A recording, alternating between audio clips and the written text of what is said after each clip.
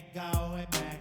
Not gonna buy into all that. Hey, hey, ain't gonna hide. Gonna let all the fears slide. Got Mother Nature is on my side. Got all of the loving growing inside. All right, hello everyone. Welcome again to the New Now. I'm here with Jerry Marzinksy and Lynn. We're going to do a new episode of Mind Monsters. I believe we're up to number 11 right now. And let's say we'll call this one "Do You See What I See?" And hey, Jerry, maybe you want to take us in and introduce Lynn since you know her a little better than I, and we'll get right into it. Yeah, a little bit. I wanted to bring Lynn on because I've been talking about these voices that schizophrenics hear for years. Okay, and I know I've done a couple of shows on the New Now with regard to these voices that are entities. They are not 10 of them. 10 of them. 10? Yeah, 10. We've done 10 Wow, over the holy last cow. year. Yeah, All yeah. right, so I don't need to say a whole lot here. But these entities, these voices that schizophrenics hear are not hallucinations like the psychiatric mafia says. They run a very consistent, predictable, repeatable course of patterns. And if they're running patterns, they can't be hallucinations. Now, you can find a listing of those patterns on my website at jerrymarzinksy.com under articles. Okay? And anybody can see these patterns. It's not like the psychiatric mafia telling you, oh, it's a biological brain chemical imbalance of the brain. I mean, how's anybody going to check that out? If you have schizophrenic in your house or you're working with schizophrenics, get this list and you'll see it for yourself. They run consistent, repeatable patterns. They are not hallucinations like the psychiatric mafia said. Okay. And there is no chemical brain imbalance. You know, if they're telling you that, you go to your psychiatrist and ask him, where's the baseline? Where's the test for what chemicals are out of balance in the brain and which aren't? They don't have one. None ever existed. They don't even know what the chemical balance of the brain should be. It's a big farce that they're putting over your eyes, and they're making $14.7 billion a year selling these antipsychotic drugs to people that they have brainwashed through the educational system and the psychiatric mafia. So I want to turn it over to Lynn and let her tell you about what she saw in the psychiatric ward, because she's the only one I've seen who, she works as a nurse. She's an RN. I think she's still working, right, Lynn? Yeah, it's part-time. Yeah. Part-time. So she's about ready to retire. So she's willing to speak out about this stuff. And what's particularly interesting is the particular entity she saw was one that represented patients that hear a whole bunch of different voices speaking all at once. Okay. So I'll turn it over to Lynn now and just chime in from time to time. Hey, Lynn. Love to hear your story. Hi, Lorenzo. Oh, and thank you so much for inviting me on too. It's my pleasure. As Jerry mentioned, I've been a nurse for 40 years. I just turned 60 in May, but we won't mention that. And I went back to school. 17 of that has been in palliative and end-of-life care, which are also overly medicated for hallucinations, but another type of hallucinations and with different types of medication. So again, it kind of falls into place with that. But I had gone back to further my degree as a nurse. I also have a degree in biological science. And I had gone into this facility for a whole week, and we would spend one day in different places within the facility. And the very first day that we arrived, we were placed in the intake area of this facility. And there were 8 nurses and the instructor had gone to the nurses station to get our assignments and came in. While we're all standing there, this young woman walks up to our group and she points at me and she says, "You can help me. I know you can." And of course, I'm looking over my shoulder. I'm like, oh, please, please, please don't let her be talking to me, because I wanted to be Lynn, the student nurse that day, not Lynn, the weirdo. So it just so happened that the teacher came and ushered us out and said, "Don't make eye contact. Don't talk to them." And we went into another room. And yeah. And I want to jump in at that point because they do that all the time. They make it look like it's so dangerous that if you look at somebody in the eye, they're going to attack you. You know, and that's one of the false reasons that they don't let researchers on the front lines. they scare the dickens out of new employees. They did that at the prison. They do that at the psych institutes. Oh yeah, these people are so dangerous. You know, I've been working with them for 45 years and I've never been attacked, you know, ever. And I only know one person who has, you know, other than attendants. Okay, I just wanted to get that in there. I've never seen a researcher on the front lines. All the research comes from the institutions and you know, big pharma. You don't. It's not coming from the front lines where the truth is. Go ahead. Absolutely, that is so true. What Jerry said. As a matter of fact, we had to sign papers that. Actually, let me back up a little bit. Myself and a fellow nurse were. The two of us were placed back into this area where the patients were intake. We had to sign papers that if we got hit or bitten or somebody attacked us, that we couldn't hold the facility responsible.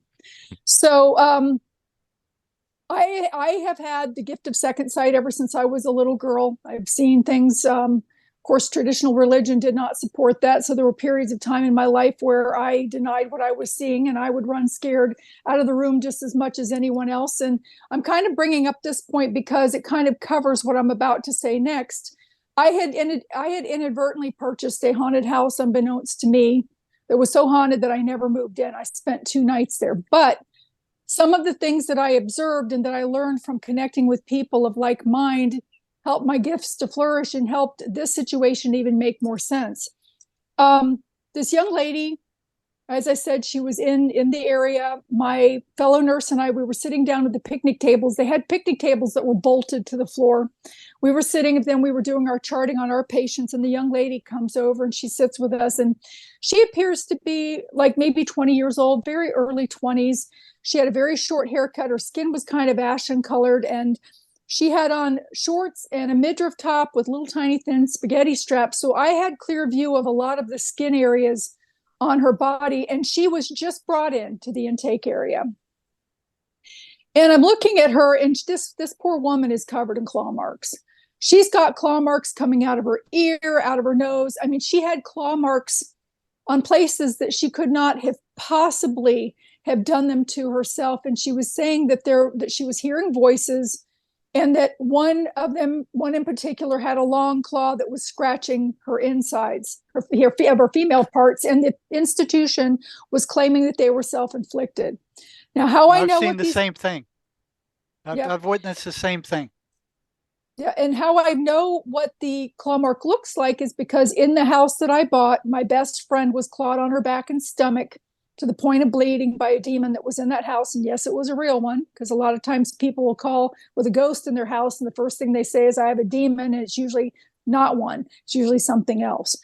But these claw marks on this girl, they look like cat scratches, were identical to the ones that I saw on my friend that day. So I knew that they were claw marks. And she started to talk about how she had trauma when she was like 10 years old till she was 14. Her pastor or minister of her church was molesting her.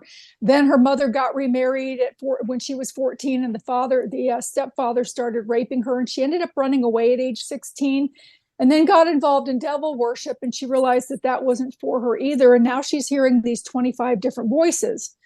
So as she's sitting next to us, they have periods of time in the psychiatric ward where the patients do different things. They'll go to group sessions with people with other issues, or they'll go to private sessions with their psychiatrist or social worker, or, you know, whoever else they need to meet with to get their medicine balanced or to talk about care plans. And it just so happened that she was called away, and I'm sitting there and I'm watching her walk away. And as she's walking away from us, I can see on her back where she has over both shoulders clusters, like clustered grapes, but as big as potatoes over each shoulder. And I mean, if you were to take a standard size pillowcase, you could have put them over that. They were attached to her shoulder with a hollow vine looking thing that was twisted, that was kind of a tannish brown color in areas. And they hooked at the top of her shoulders and then clasped underneath her armpit. And I'm like, oh my God. That poor woman really is hearing 25 different voices. You know, she's got attachments on her back. And some of the heads were inverted. Do you have the drawing of that thing? You had a drawing at one time. Yeah, let me check real quick. because I thought that I had it out here today for this. No, I don't, but I do have, I thought I saw it here. I put it out here today. You know what? I'll find it before the show's over. If you could take a picture as well and send it to me, that would be great if you don't mind. No, I don't mind. I don't mind. I'll be happy to do that. I can even draw another one really, really quick when you're talking with Jerry. But so she walked away, and some of the heads were inverted, so the eyes were on the bottom and the mouths were on the top. And as she walked away, she left, and I'm like, oh my God, this poor woman. So when she came back from her appointment, her room was only a couple doors down from the patient that I had been assigned. And I walked down to her room and I knocked on her door frame, and she invited me in. And I told her, I said, look, what I'm about to tell you, if you repeat this, they're going to think that you're crazier and keep you in here longer. So, you can't repeat this. They're not going to believe you, basically anyway. And I told her, I said, I believe that you are hearing 25 different voices because you've got attachments on your back. And she turned to walk away from me. And something just normally when I remove spirits from people, I have a preparation that I have to go through. For one thing, I need to be well rested.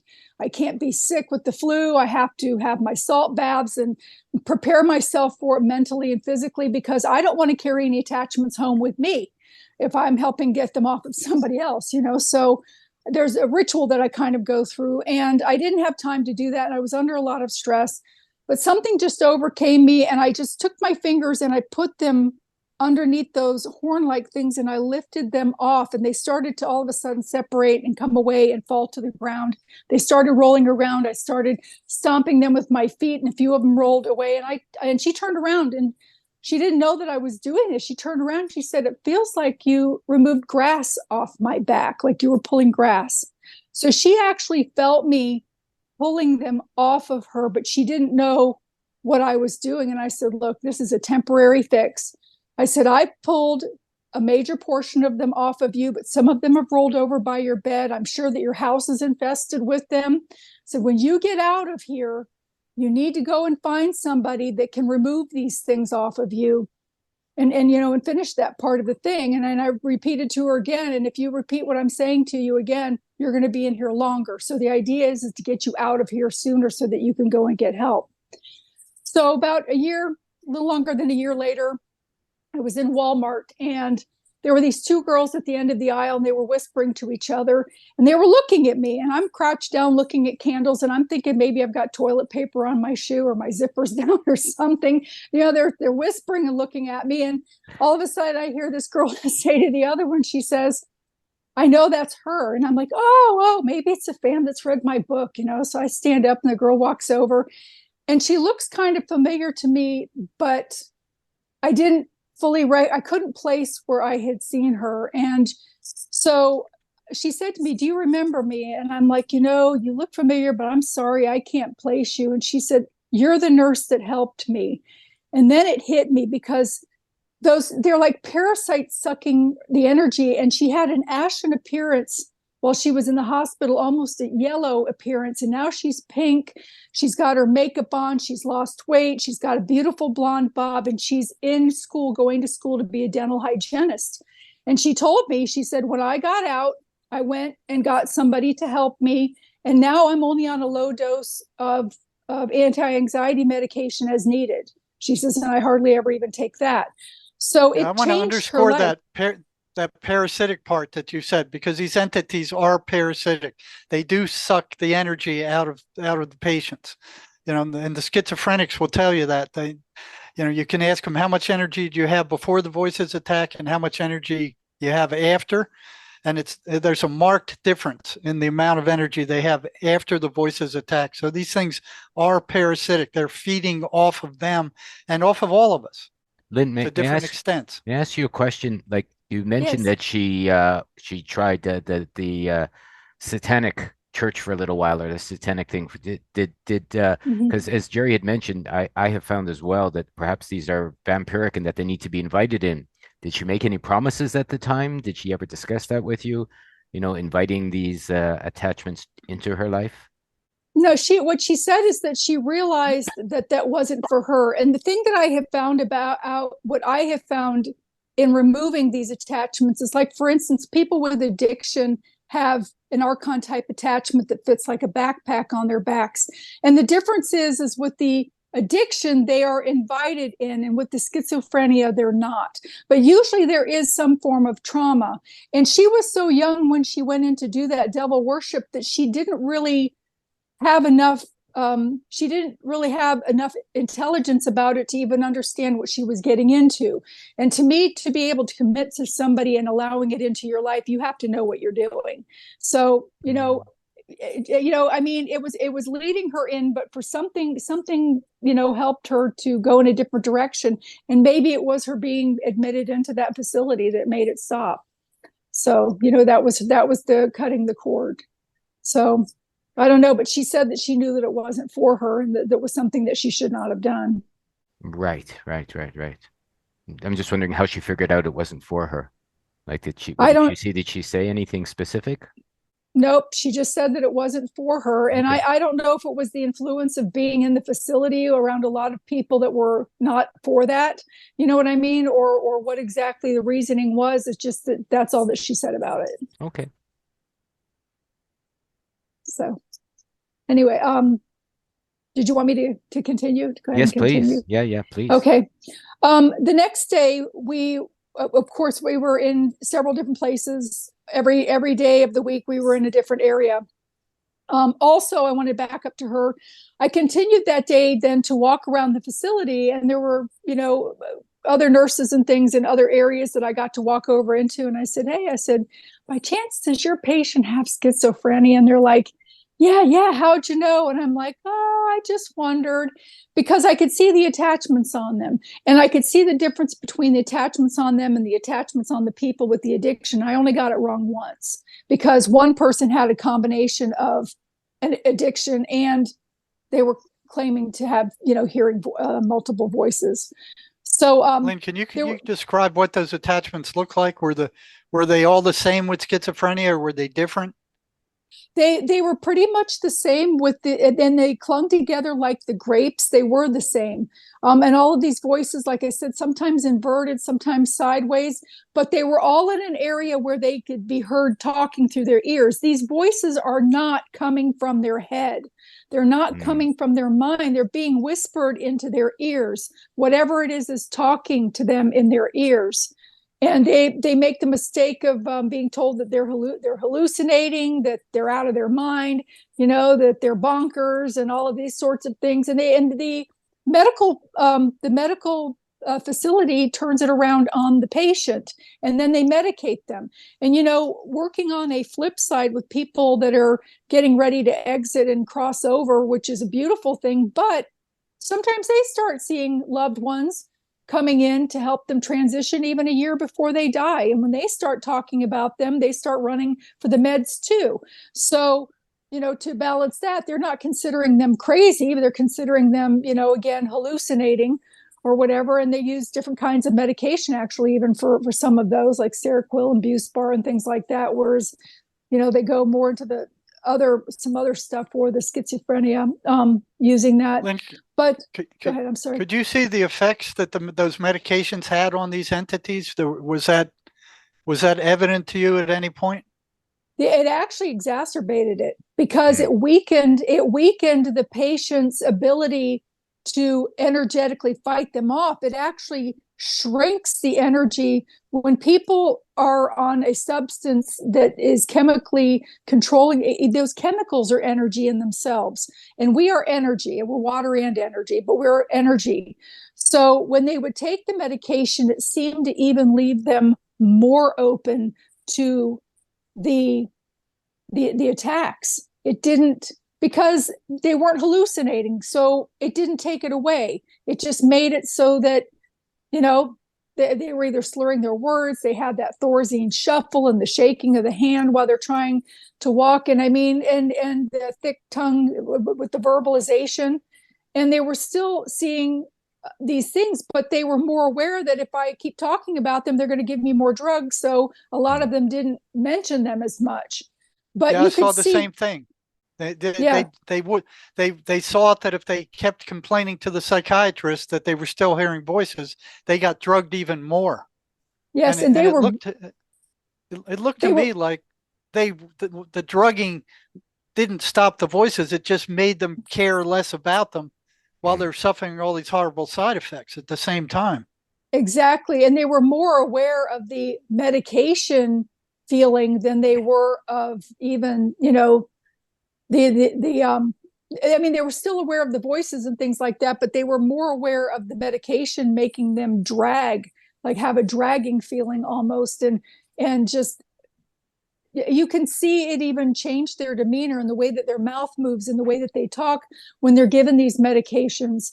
A lot of times, I mean, Jerry, how many times have you seen the Thorazine shuffle? I know probably hundreds of times. Yeah, hundreds of times, and it didn't cure anything. It didn't. Very seldom did it ever permanently get the voices gone, and that was only in the early stages. So Lynn, what was your job supposed to be in that facility? I was a student nurse. I had gone back to school. I'd already been a nurse, but I wanted to further my degree. So I went in as a student nurse. So this was a long time ago, or recently you went back, or like how long ago well, was this? Oh gosh, probably 17 years ago. Okay. So yeah.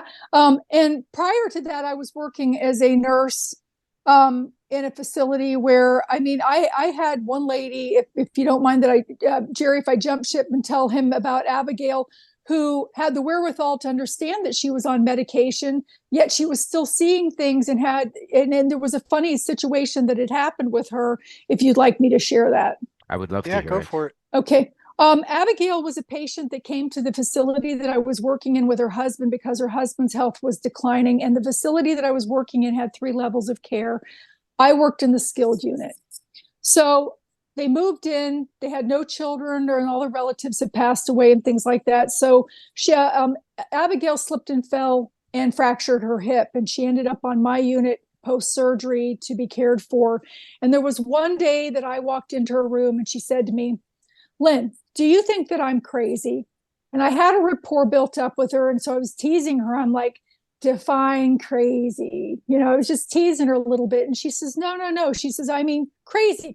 And I said, well, no, of course not. Why would you say that? And she said, well, I see my parents. And I know my parents have been gone for a long time, but it makes me happy to see them. And now, because I'm seeing them, the doctor wants to start me on medication for hallucinations, and I don't want to not see my parents anymore. And so I told her, in report, they said that you were going to be discharged tomorrow morning. And as your advocate, if you're of sound mind, you can refuse. You don't have to take the medication if you don't want to. And of course, she was happy with that. So she goes home. 6 months later, she comes back. Her health is starting to decline. And now, in addition to seeing her parents, she's seeing a woman with dark hair that comes to her room to visit with a little girl. And this was so real to her that she was sneaking cakes and cookies back to her room to give to the little girl, which was creating a bug problem. So we had to stop her from doing that. But there was one day in particular that I had volunteered to work. I was working a night shift. I volunteered to work a day shift for a friend of mine who needed the day off. And all the residents were back in their rooms. They had finished eating. So I'm going down the hallway with my med cart to do treatments. And as I'm passing by, I noticed that Abigail is in her room. She's sitting in a recliner with a big picture window, like with air conditioner underneath it, like the American hotels have. And she's leaning forward with a piece of yellow butterscotch wrapped candy.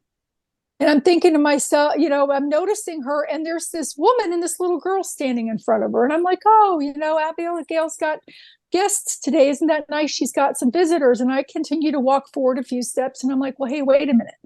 I don't remember them signing in at the nurse's station. And legally, we have to have a head count just in case there's an emergency, so that the fire department knows how many souls we have in the building that need to be gotten out. So I stepped back. I knocked on her door frame. She invited me in.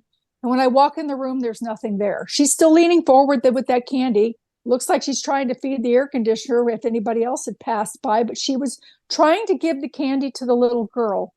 The way that I see ghosts is out of my peripheral vision. I can see them as plain as I can see you. I can tell you what they have on, what their hair color is, even their eye color if they're close enough. From a distance, they're kind of opaque. like a reflection in a plate glass window. If you're walking in the daytime into a mall and you see the reflection of yourself, they appear like that to me.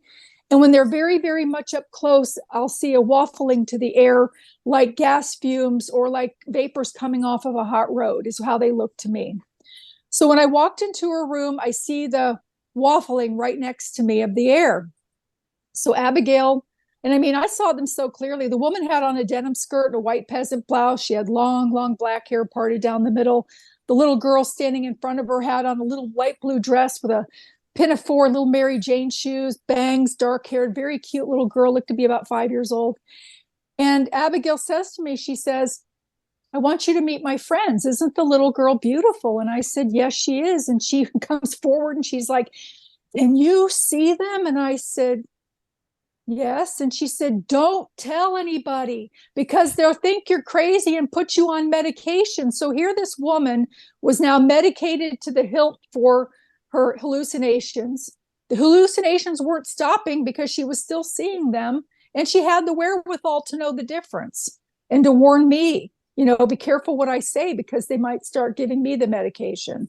So with that being said, and I mean, and I have even another example with a blind patient that you can't hallucinate if you're blind, and if you've got somebody, and I'll be happy to share that one with you too, and then we can get back on track with the mental stuff if you want. Yep, I would love to hear it. Okay, I had a lady that had been on my ward for 2 weeks. She was in an active transition, and her son and daughter, they come to my nurse's station and say to me, Mom's talking to people in the room that aren't there. Well, the thing about Edna is Edna had been blind for 10 years, totally blind. She couldn't see shadows. She couldn't see anything, nothing, no light glimmers, nothing. So I say to them, and I said, well, let me walk down to your room, your mom's room with you to see if I can help see if she needs any, adjusting or anything to make her more comfortable. Although I expected to hear that she was speaking to people in the room because this happens a lot, where they start talking to spirits that are coming in. And the thing about people that are getting ready to transition is that they can hear the filters start to efface, so they can hear the telepathy of the spirit world as well as they can hear the verbal speech of the people that are still embodied. So when I went into the room, Edna was sitting at a slant. She was smiling. She was reaching up into the sky with both hands as if she was receiving something very fragile and delicate like a snowflake because she was being so careful. And I said to her, I said, Edna, I said, who's here? And she said, George. Well, her daughter had to sit down because she said, George is my father. And George died X amount of years ago. And then Edna pipes up and she says, and he's glad that you're taking good care of Pixie. Pixie was Edna's poodle. When George passed away because Edna was blind, the son had to take possession of Pixie, the poodle, who was still very much alive, an elderly dog, but still very, very much alive. And he told me that story. And he said to me, do you think my mom is hallucinating? And you can't come out as a medical professional in a facility that you work for and say, no, I don't think that she's hallucinating. I think your dad is here. So I turned it around and I asked him, I said, well, do you think that she's hallucinating? And he says, well, I don't know. And I said, well, would you mind if I try something? And he agreed. And I said to Edna, Edna, can I ask George a question? She nods her head, yes. And I said, what color is your son's shirt? Edna said, yellow. He was wearing a yellow Ralph Lauren polo shirt. And she said yellow because George could see what color it was able to tell her, and she verbalized it through. And all of a sudden, the son got it. He says, hi, Dad. He realized that his dad was in the room. But the thing is how can a blind person hallucinate if they can't see? Maybe their third eye is working. I've heard sometimes when obviously, yes. Yeah. Obviously, her third eye was working. Type thing. But she was focused in on George. But George, I believe that George told her what color the shirt was because the question was directed to him. And what I have found with people when they get ready to pass and they're in that rallying stage where they're kind of in and out, in and out. And sometimes it looks like the lights are on, but nobody's home. And then they perk up and their toes perk and their eyes brighten and they start talking about things that they've seen on the other side and giving messages even sometimes that people miss a very, very important time that they can speak to people on the other side themselves through the person that's transitioning if that spirit is in the room. And people miss out on that a lot. Did Abigail know that little girl? I meant to ask that question from the previous short story. You know, I don't know. Well, she seemed to have made friends with them, so she must have known the little girl and the woman from somewhere, but she didn't. She just introduced them as her friends. So she didn't introduce them with like a name or something like that. You know, she's like, I want you to meet my friends. And isn't the little girl beautiful? So you don't know if she knew her, you know, maybe when she was little or previously in her life or anything like that. No, I don't know, but I know that when I watched my own mother cross over, and when she was when people were coming forward to greet her, there were a lot of people in that group that I did recognize from this lifetime, and there were people that I didn't. But my mother knew who they were when she crossed over. May I ask one personal question? Yes. You know, the people that are hallucinating or have been told they're hallucinating and they end up taking the antipsychotic drugs, how does that happen? Like, do they volunteer? Does her husband insist? Did she listen to a doctor when she was sorry later that she shouldn't have? Like, how did they get to the situation where they know they're not hallucinating and then they end up on these drugs anyways? Like, what's the process in between, you know, those 2 points in their life? You know, 99.9% of the time, they're told that they're hallucinating. They believe that they're hallucinating. So when those pills in that cup are served up with the other 25 that they're taking, they just put them in their mouth and take them.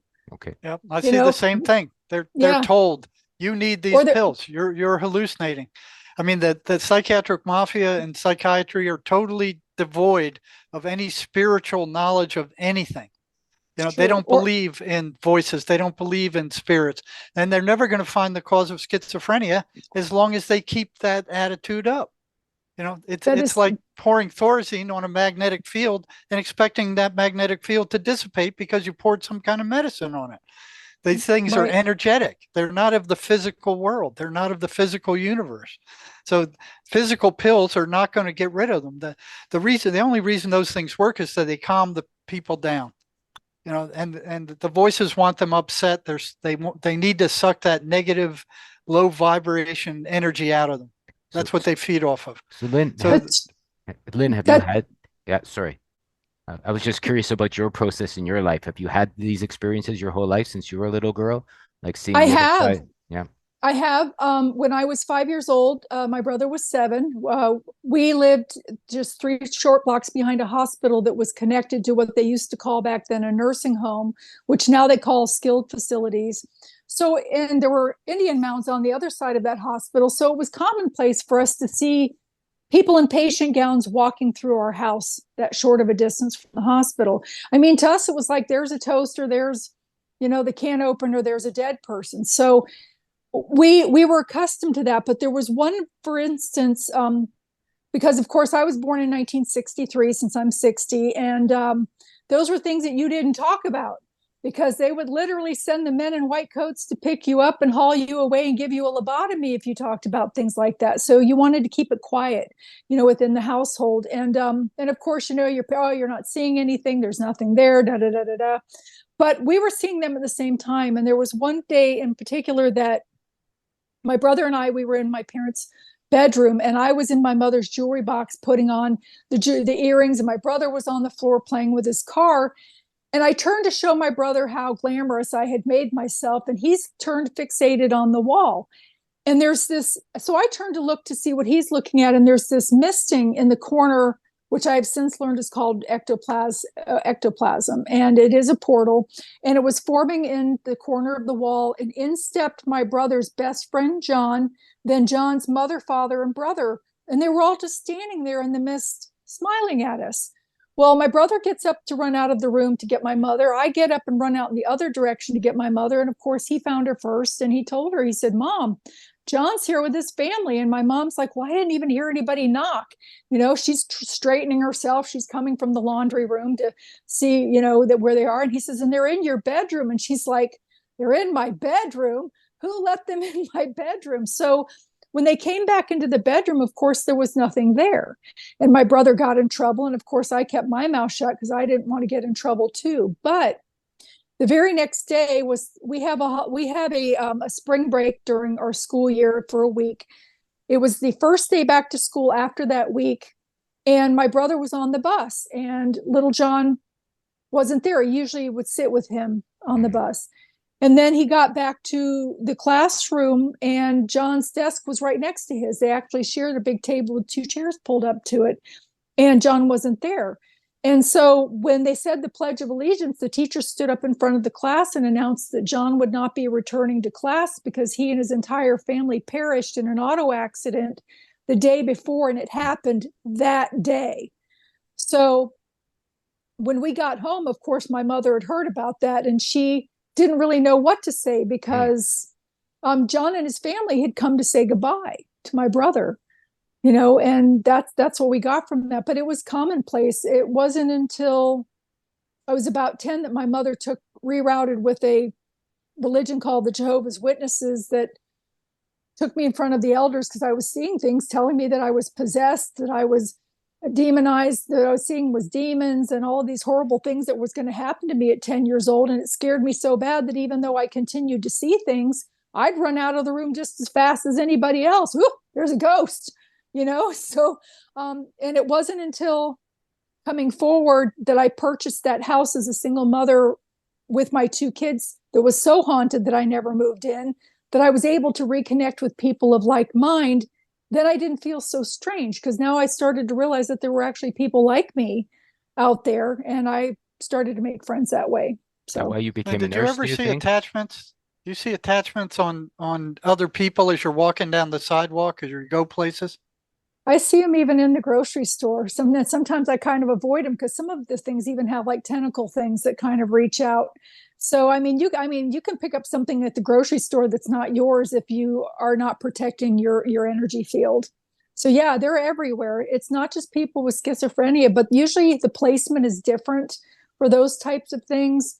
I had a lady that came to me that literally had one. She said that it felt like she was pregnant, only the baby was on the outside of her stomach. And sure enough, she had an attachment there, and it had this large root thing that kind of went down in her spinal column into her stomach. So sometimes they can even enter into the body. Parts of them can enter into the body, and they're constantly looking for a free ride, with other people, and they'll attach on it because they want to create havoc in that person's life. They feed off the negativity. It's their chocolate.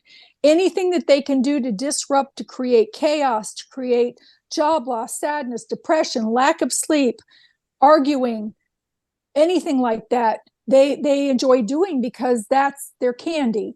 So, they'll try to hitch a ride on just about anybody. And I've even mentioned that too about pain, about issues with people with pain trying to seek relief. We've talked about that too. Is this why you became a nurse? These experiences you had when you were younger? No, I as a little girl, I always loved my baby dolls, and I was a people person. I either wanted to be a airline stewardess, but I wasn't skinny enough, or I wanted to be a nurse. So I became the nurse.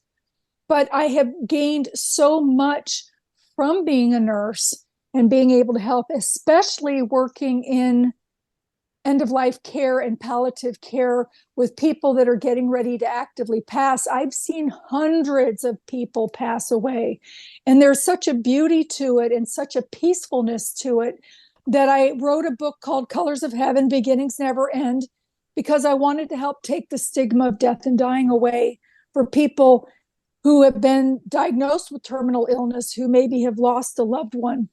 But yeah, that's, that's why I did that.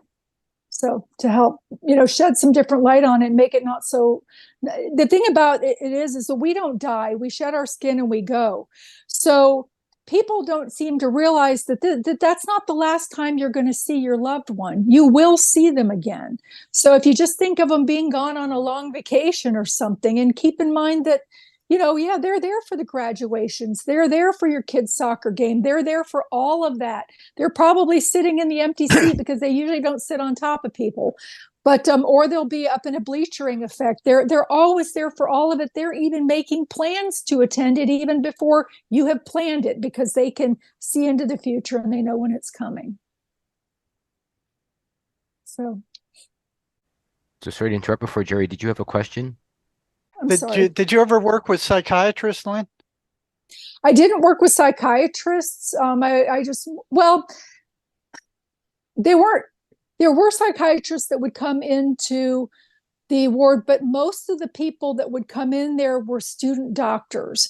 So they were student doctors for geriatrics, student doctors for different things, to have their exposure, because they put them in the places with the old people first. So if somebody dies, they don't get sued. I mean, I don't mean that to sound awful, but I mean, they put you in those settings because, there's less risk in that way. If that even makes sense, they're not going to put you in on a ward with younger people maybe having more things wrong with them. They're going to set you with an older person who's maybe had things that have needed to be cured or has been taking medication to help with something for a long time, so that there's not as much a margin for error.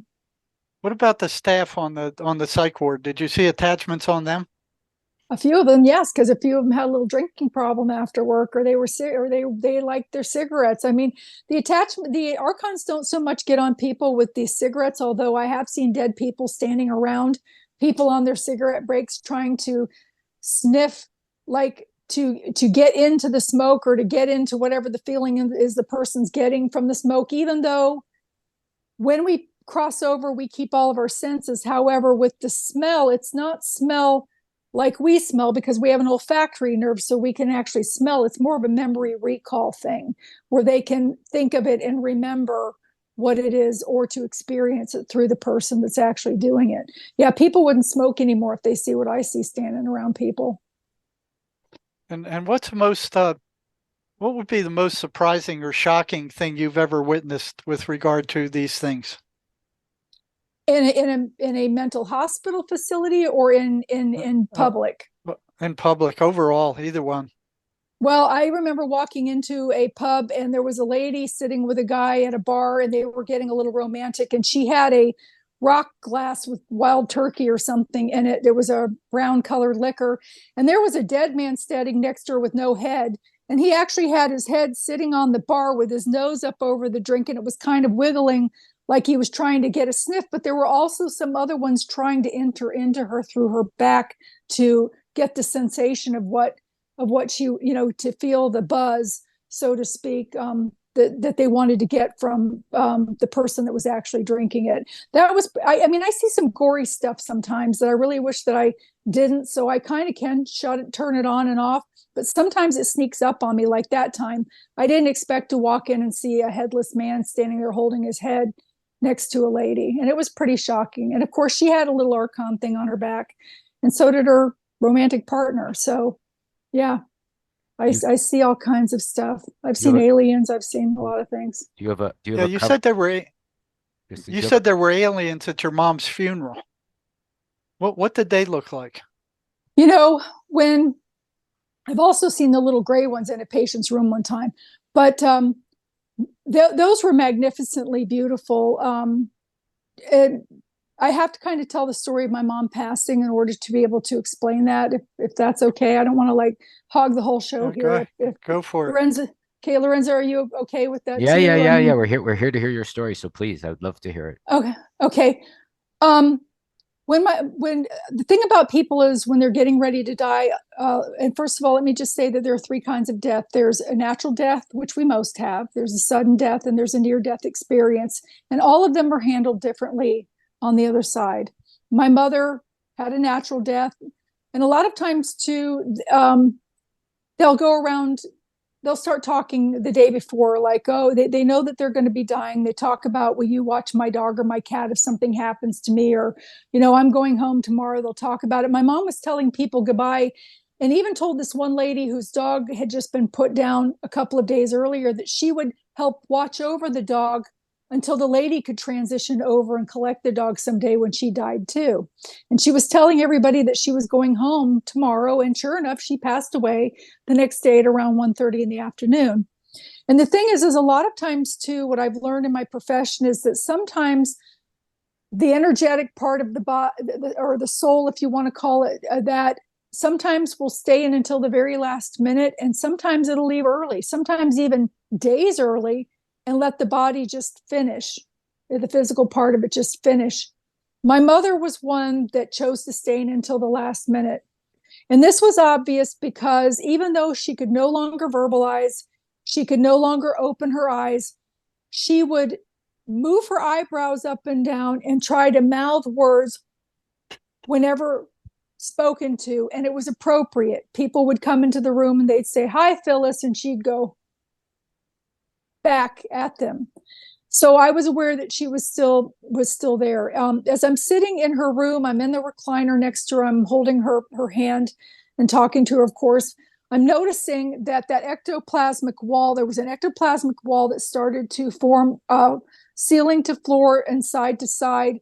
And I could see movement on the other side. Sometimes I could see a shoulder peek out or a pant leg peek out. And I say a pant leg because it had a cuffed pant leg. So it was kind of like a 1940s style pants with the pleats and the cuffs kind of thing with the wingtip shoes. And that was very obvious. I could see that. And up towards the front, and I will say this, and Jerry's heard me say this 100 times, when our loved ones come forward to retrieve us, they do show up in clothes because nobody wants to see mom naked.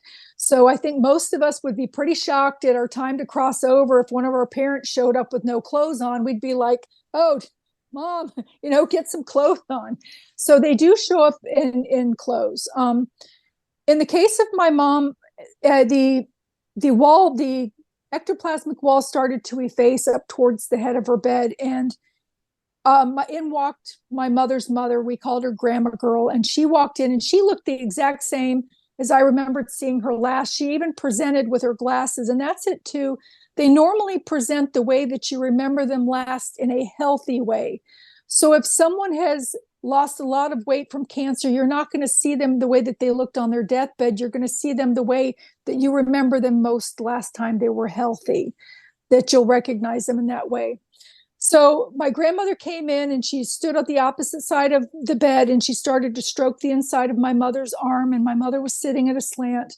My grandmother leans forward and she says something in my mother's ear, and my mother starts doing the eyebrow and the mouthing thing, and it was appropriate. And so my grandmother stands away, my mom's doing that, my grandmother leans forward again and does the same thing. And I see this frantic wave behind my grandmother's head. And it was my beautiful sister, Robin, who had been murdered by a jealous boyfriend when she was 20. And her perfume just filled the room. I mean, she wore an unusual perfume and it just flooded the room. It was so wonderful to smell her. And she came around from the misting, and I was sitting in the chair, and she came and she embraced me. I could feel her hair falling over my face. I could smell her. I could feel her essence. And then she went back around and the whole wall had effaced. And there were hundreds of people there. There were angels. There were people that I recognized from this lifetime and some that I didn't. At one point, I told my mom, I said, "Mom, I love you. I'm going to be okay." I kissed her. I said, "But it's time for you to go home. Grandma Girl and Robin are here to take you home, and it's time for you to go." And she did the mouthing thing and the up and down eyebrow thing. And she literally took her last breath in about 10 minutes. But before that happened, there were a group of spirits that were like in a football huddle up towards the head of her bed. And when they opened up, her spirit was standing in the center. It was almost like they were trying to stabilize her spirit feet. And one by one, all of the people in the room started to approach her. And like I said, even people that I didn't recognize, she knew. They were from her lifetime. She knew who they were. But there were these beings there, in addition to angels that were very tall. There were these magnificently, very, very tall beings that appeared to be from somewhere else, because their features were gorgeous, but they were different. And you couldn't tell whether they were male or female. They were just gorgeous, and it didn't really matter. And they were so tall that their heads were like half through the ceiling, and the ceilings were like 10 feet tall. They appeared to be at the level of angels, but they didn't have wings on them. So Also, I have to say this too, the feeling of love and elation that comes from the other side. And I got to peek in. I mean, there are colors over there that we would need multiple color wheels to even be able to imagine. The light seems to emit from within the atmosphere itself. There was not like an active light source that you could see, but the feeling of love and elation that comes from that other side, there are no words that we have that can describe it. There's no feeling that we have that can touch it, but you can't help but smile. You're when you're in that, being washed in all of that love, and I'm smiling, and it hits me. I look over at my mother, and my mother's stopped breathing. And I remember thinking to myself, oh my God, I better call the nurse, because my mother's just stopped breathing. I'm sitting here smiling from ear to ear, and that's not a normal response. They might think that I put a pillow over her head or something. So I called the nurse. The nurse, I'm sorry, go ahead. Yeah, and I could tell you, because I was speaking to Lynn maybe a week after her mother died. And she told me this, and her affect is just like it is right now. There wasn't any depression. There wasn't any sadness. There wasn't any mourning. I mean, it's like she is right now, right after her mother died. And I noticed that, and I'm like, Lynn, what's going on here? She told me.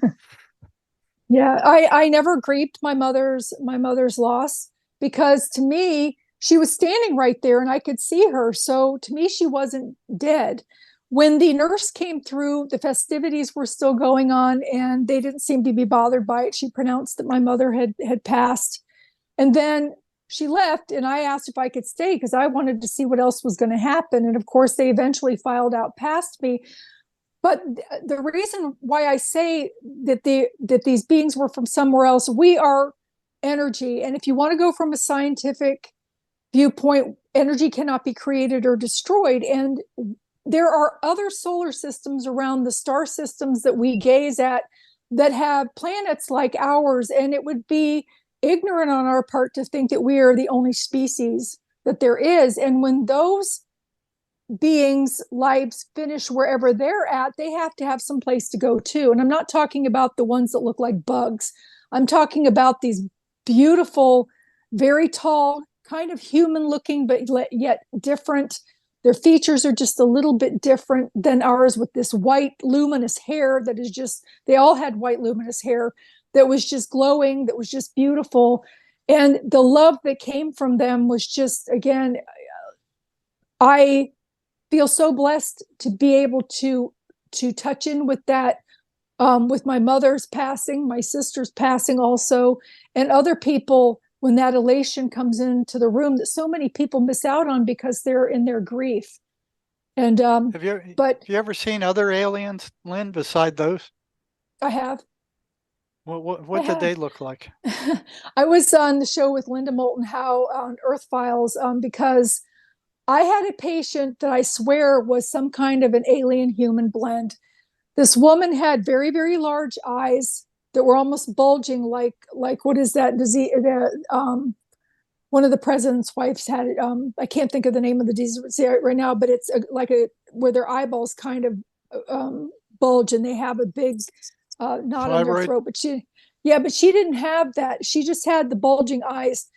And the thing is that there was one night in particular that I went down to her room. It was around 10:30. She was calling for her sleeping pill and her pain medicine.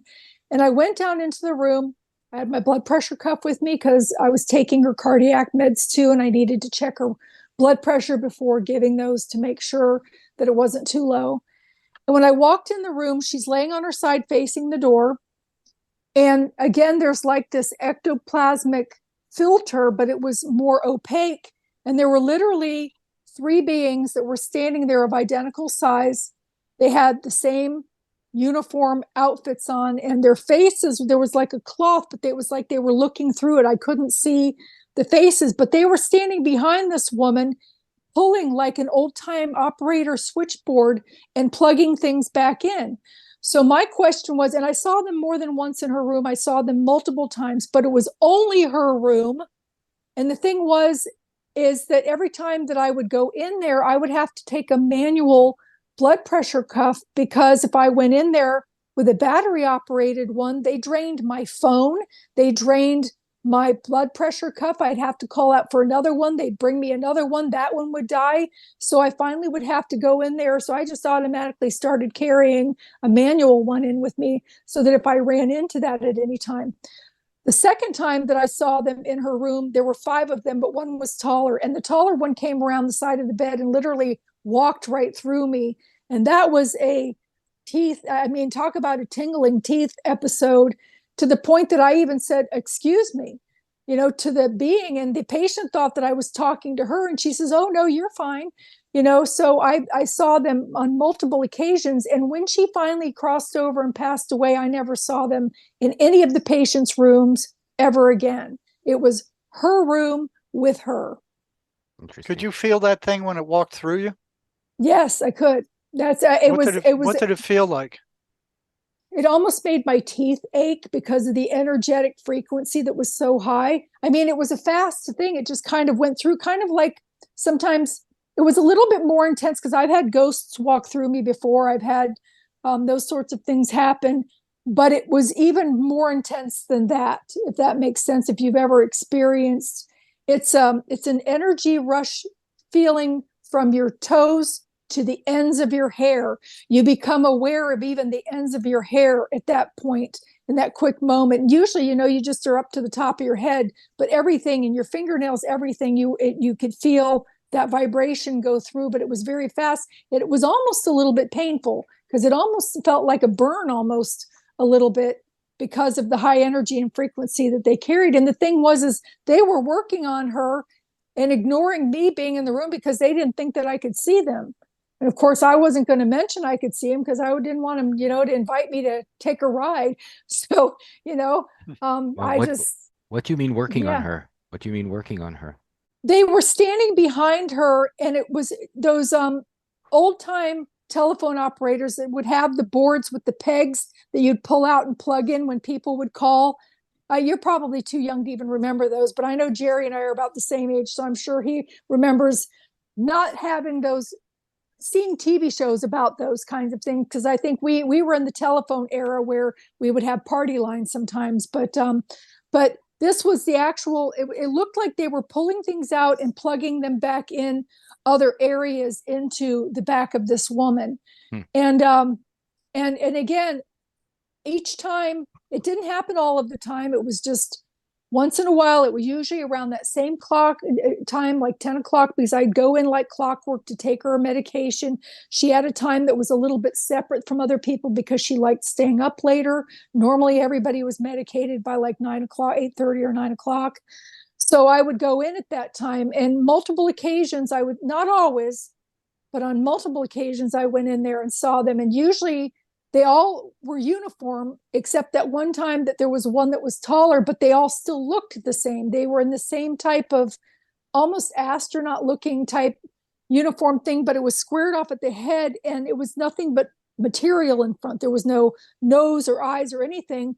So my feeling is either they were aliens, or they were being operated by aliens, or they were looking through the material, like some of the Halloween costumes that they have now, that you can put the material over your face and see through it. Did it seem like they were being nefarious or doing good or bad, in other words? No, they were just busy. They were doing whatever job they were there to do. They were plugging things in and out of this woman. I mean, they weren't nefarious. I mean, they didn't bother me. They weren't being evil. The energy didn't feel negative in there, but it felt funny because everything with batteries kept going dead.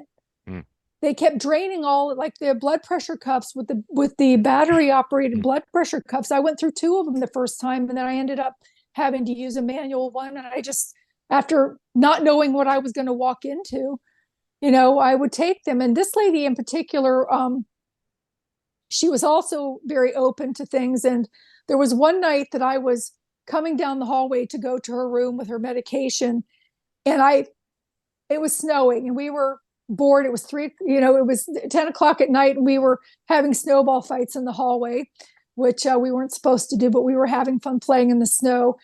And I was walking to her room, and I felt this male energy rush up on the back of me. And I thought that it was one of the other nurses or CNAs that were sneaking up on me because I had whacked so many people with snowballs. that they were going to get me with a snowball. So I stood there and I turned around fast and I said, boo. And there was nothing there. So I can still feel this nervous energy behind me. And I walk into her room and she's laying there and she says, who's your friend? And I said, well, what friend? She says, well, the man that walked in with you, he's very busy, isn't he?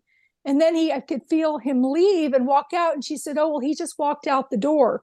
So she could see the spirit trailing me into her room and identified that it was a man, which is what I picked up and felt that it was as well. So, she was kind of, an interesting lady.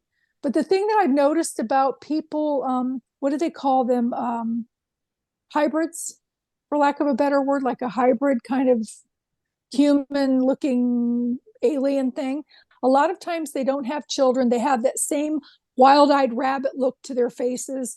I've seen a couple of others that I've suspected, but I can't prove for sure that they were. So, but she definitely had visitors more than once, more than twice. I've been hissed at before by strange people walking by them. It's been very interesting experiences that you would swear were human and then they'd look at you and hiss and keep walking and you go, oh, that was interesting. Have you ever seen any scaling to their skin where they have that brief moment where you can see the scaling to their skin and then it goes back? For sure. I did too.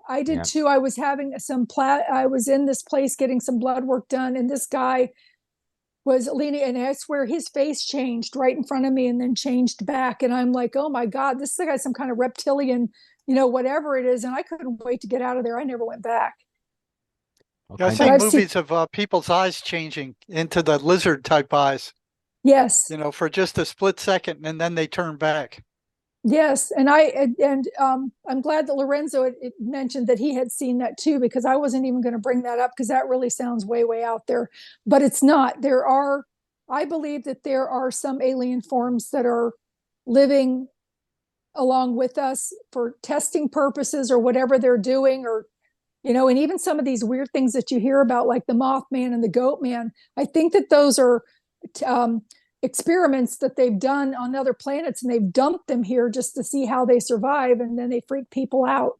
So I mean, I've seen possessed children quite a few times actually switch from being polite little children to something else, and then switch back again. And switch back again. It's been freaky. Yes, I've seen. I have not with children, but I've seen that with adults. So I have too. The eyes go black. So Lynn, do you have a copy of your book we could see there? I do. Or if you want to send me a cover as well, The Colors of Heaven. It's an interesting title. I like that very much. Let's see. I do. Bear with me one second. I just got a whole box of them in. I'm going to grab this one. Okay, here's the first book. This is Omnipresent. This is the one about the haunted house. This is an actual event that happened in the house when my son was sitting on the master bathroom toilet, seeing those hands come in at him. It was very, very creepy for him. I just got this one back, The Gap, which doesn't have to do with anything spooky unless you've got a teenager, and it talks about things like not wearing smelly sneakers on your first date because no matter how pretty or handsome you are, stinky feet don't win bonus points, and what to do if a condom breaks. And then I've got, bear with me one second. Let's see. Covering it all. Yeah. Well, you have to in this day and age. There's a lot of times parents don't want to tell their kids all the stuff that they need to know. And I will be happy, Lorenzo, if you want an e-copy of any of them, to send them to you, to your email. This is Colors of Heaven. This is the Colors of Heaven book, which talks about death, dying, and afterlife, and the things that I've experienced as a nurse, the end of life care. I have one more, which is in a box over there, that if I drag out, it's going to cause an avalanche of books because I just got them all in, called Omnipresent, What Happened Next, which is a story about what happened after I purchased that house and the people that I sold it to and other people. Then it also goes into the mental illness aspect of it, talking about attachments and orbs and all kinds of things like that. The Omnipresent series is going to end up being a 5 books total. The 111 Becca Dawn Drive is in editing right now. It should be finished the end of this month and coming out. And it's about a ghost that was going house to house in townhouses that were connected together, pulling down women's underwear and crawling in bed with them at night. And then I have another one that I'm working on right now called Omnipresent, Gnome Place Like Home, where I've recently ran into a problem with an elemental.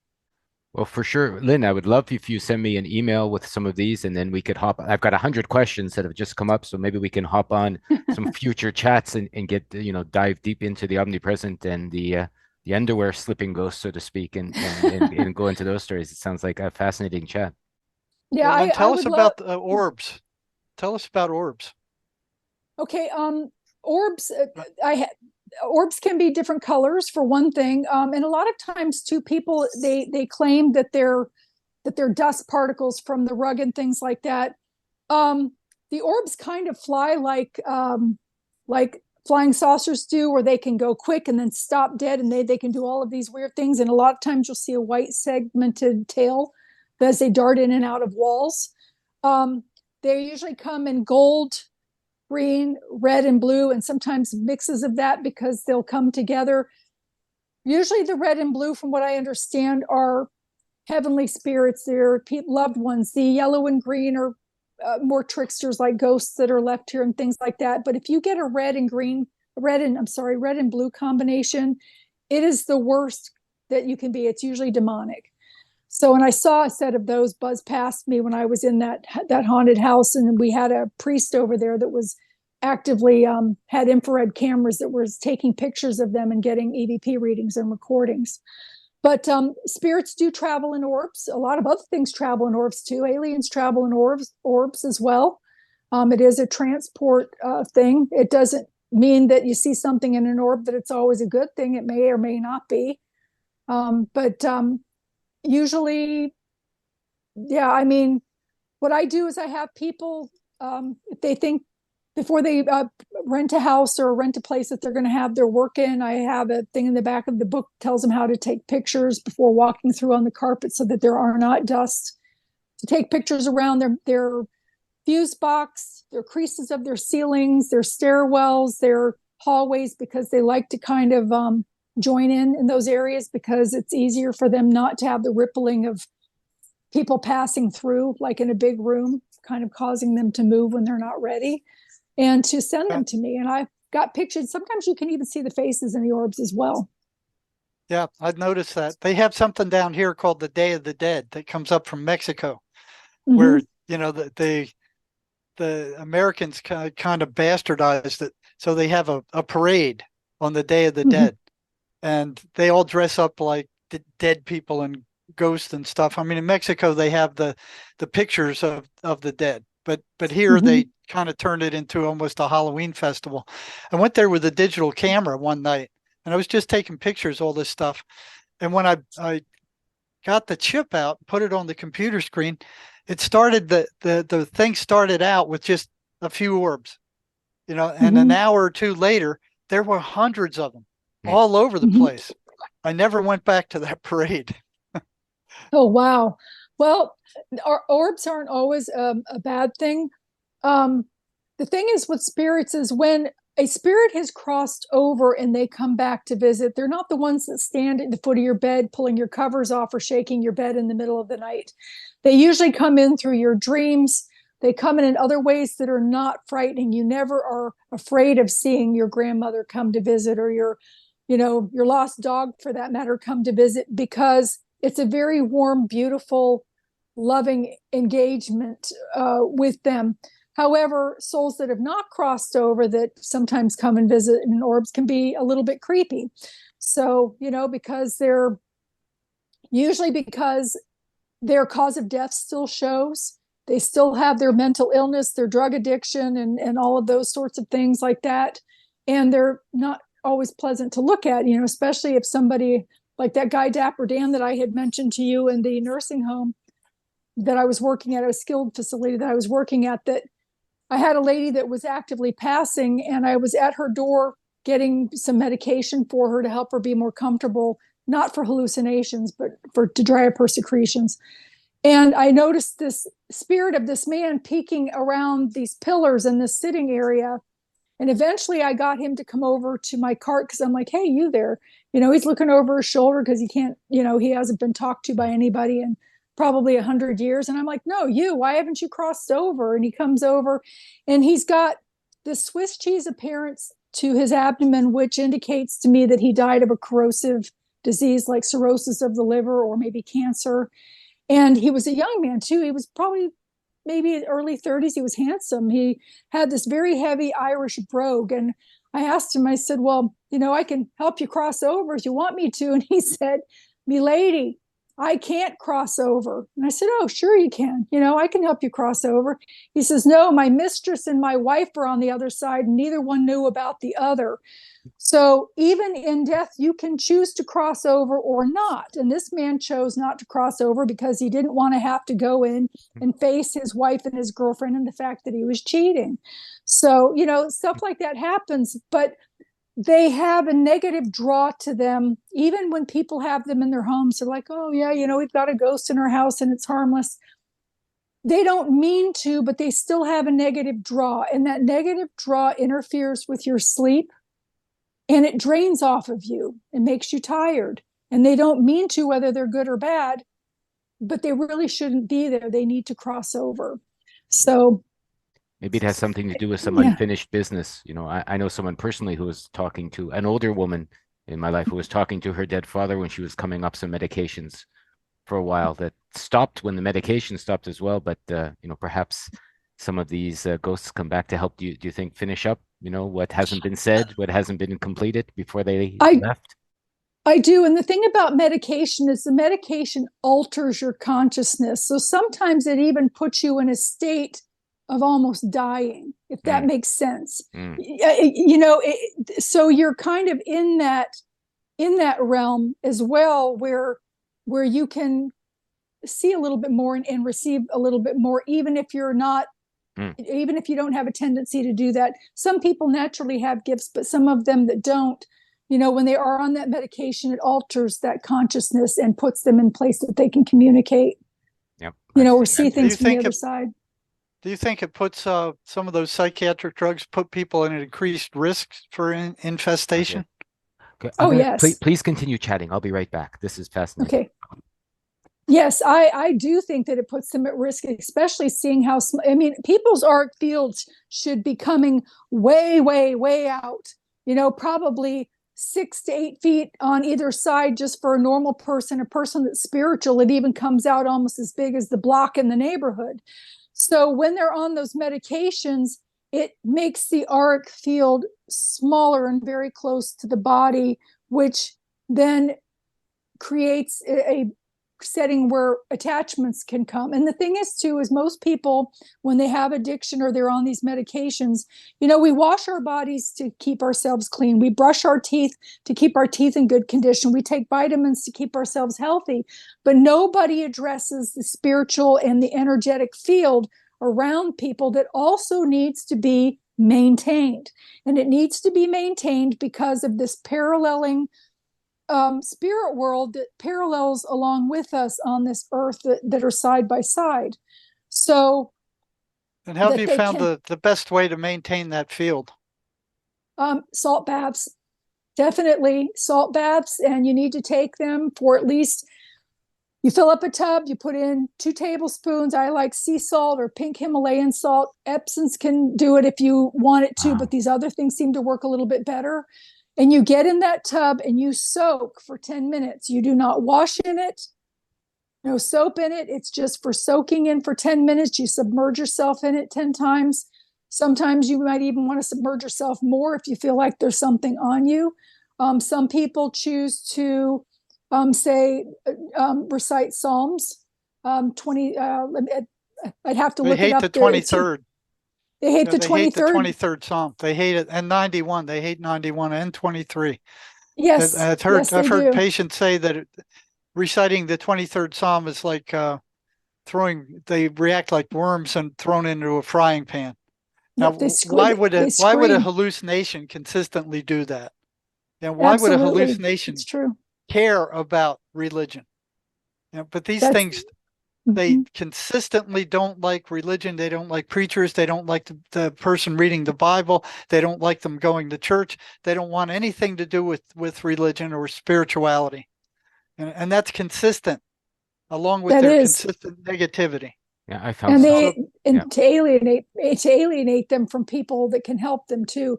But then to recite that, then you get out of the tub, preferably with a white towel because it's a symbolic thing. And you blot yourself off. I mean, your hair and everything gets wet in it. You submerge completely.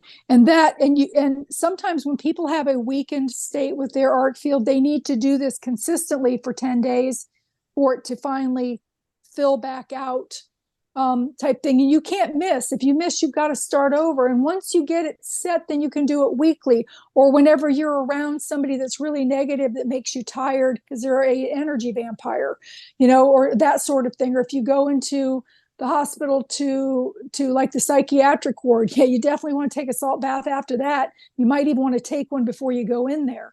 So you don't wash it off. You do not shower in that water. You drain it and then you take your shower at a later time. Yeah, I'm in Japan where they still put salt around the houses at the first of every month. There you go. I've got salt in all of my windowsills. I've got an iron horse thing, and I wear my iron bracelet too. That's another thing too. This is a big one. I had a friend of mine that's a demonologist. He's a magnificent man. And when you think of demonologist, you're like, oh, weirdo. But he's not like that. He's on the good side of religion, talking about the darkness of the demonic world, type thing. And he was the one, because I go into so many situations and I clear houses and I run into things a lot of times, or taking attachments off of people. I needed something that was going to work better because some of the things that I was using was not working. And he recommended the iron bracelet to wear or carry something. I've heard of that. I've heard of iron a number of times. They said that the iron helps. It does, because it can't be steel. It's got to be iron.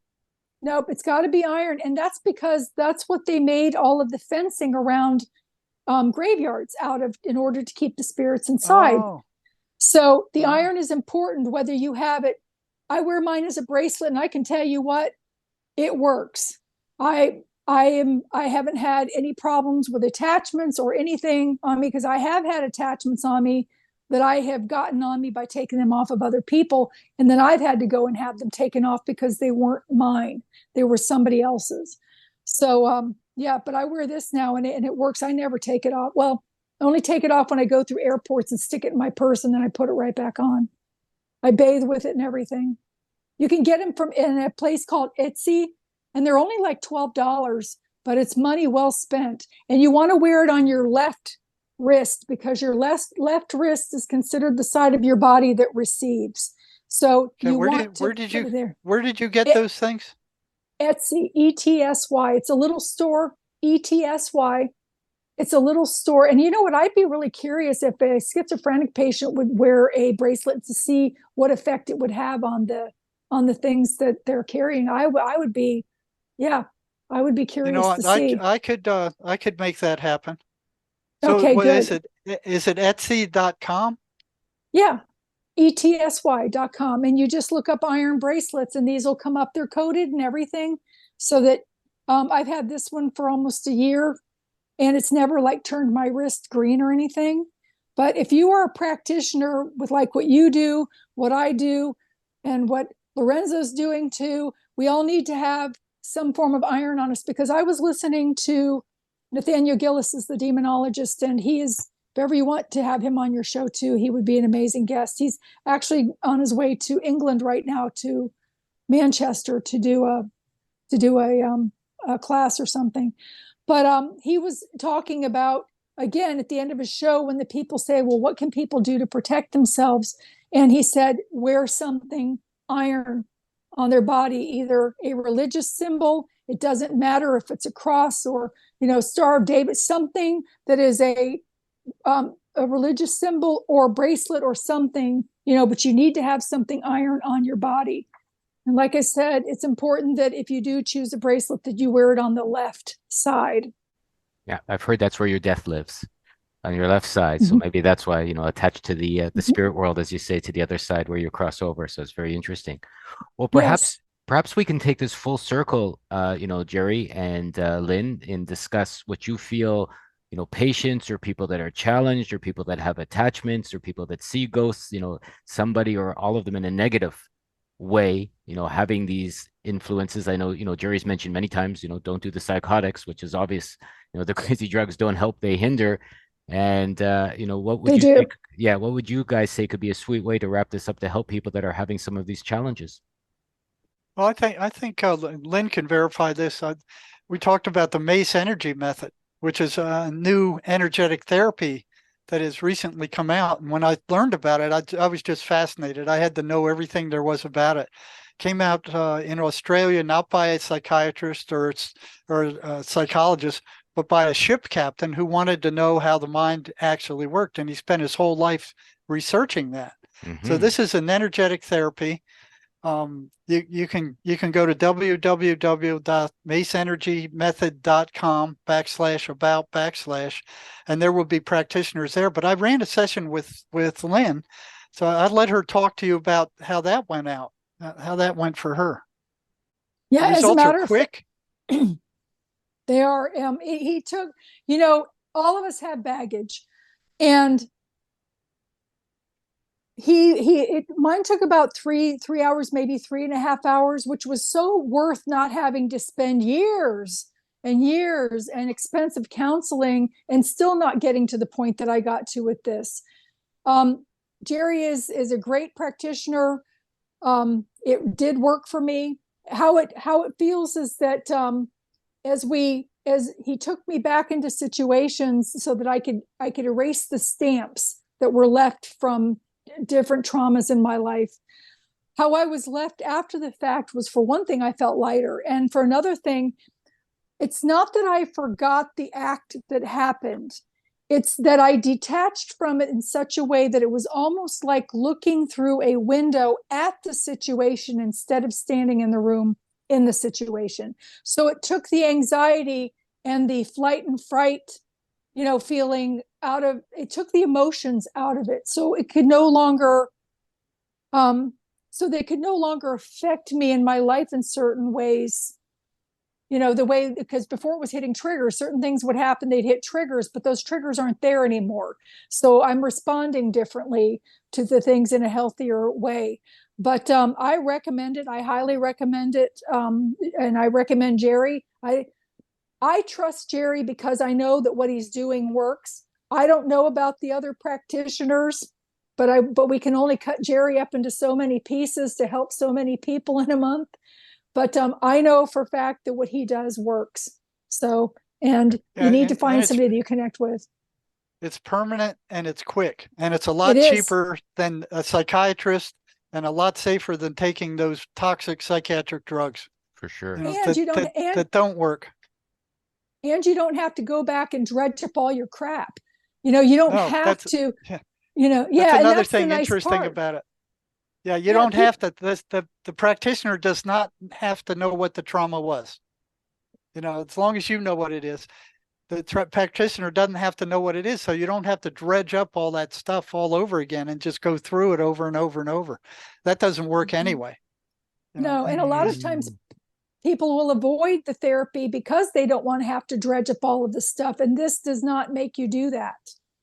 So, like Jerry said, it's great. It's very quick, and for me, it worked in one session.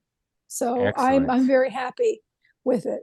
So. Excellent. Well, that's fantastic. Thank you so much, Jerry. I appreciate that. Maybe for some of the people the mace doesn't work, I could recommend a recapitulation of the Toltec ways, but that does involve dredging up everything. So yeah, I guess it would depend on, how deep you want to go or what you need to heal yourself. Obviously, if you can get it in the easy way, I'd suggest that. If you can get it in the hard way, maybe I've had to go deeper, but that's just me. Maybe I've been a stubborn man my whole life. I had to dredge up everything to fix, but whatever works is great, and I'm all for it. So, Lynn, is there anything you'd like to leave our viewers with? Sure. If anybody needs to get in touch with me, I have a website. It's www.lynnmonet.com. That's LYNNMONET, like the painter.com. I do have an email there that I still answer at this time. Sometimes it takes me 2 days to get to it, but I will get to you. If you have any questions or you need to reach out to me, my books are on Amazon. Not all of them. There are some that are also just on my website. You can buy them. They have them in Barnes and Nobles and all over. If you would like to buy them from me and you're out of the country, the ebook would be the best route because it's the least expensive. Or you would have to order it from Amazon if you need it translated into a different language or whatever. But if you buy them personally from me, I will sign them for you and customize them and get them sent out. So, yeah, please feel free to reach out if there, if I can consult you in any way or get you headed in the right direction or answer any questions. Yeah, I will leave all the links below. Lynn, it's been a genuine pleasure meeting you. This went in directions I didn't expect. Thank you. Like I said, I'd love to have some you. more chats on your Omnipresent series and the books and the ghosts, because I have 100 other questions that I didn't want to segue into in this one. And Jerry, thanks so much for introducing us. I totally appreciate it. Thank you, Jerry. Yes, thank you. You'll just hook up and things like that. And we have Jerry, one book called this will tell you about the psychotic voices, how we came to the conclusion that they are not hallucinations, that they are entities, and that they are vampires. They suck the energy out of you. I can fully agree on that. I've met a whole bunch myself, energetic vampires. I battle them every day, so to speak, by watching and being careful and being safe and understanding what I have to face. Yeah. The iron works. Get your bracelet. The mace works. I've done a recapitulation, which works. The salt works. Maybe it's not one size fits all, but if you want to help and get real help, it seems that there are opportunities out there. Jerry, I'm happy to have you on again soon. And thank you so much. This has been Mind Monsters 11. We'll call it Do You See What I See? It seems an appropriate conversation. Okay. And Lynn, please reach out to me and send me your email so that we can connect and do further. Okay, right. Jerry, if you would forward that to me, I would appreciate it. Thank you so much for having me and having us. For sure. Thank you so much, everyone. I welcome any intelligent contributions, participations, or suggestions, and I'll pass them along. And again, I will leave all the links below. Thank you, Lynn. Thank you, Jerry. I'll see you all again. And don't forget to give it a thumbs up and subscribe. Yes. On the next. Oh, beautiful. On the next one. Bye-bye. Okay. Take care. Light of my heart. No one tells me where I should start.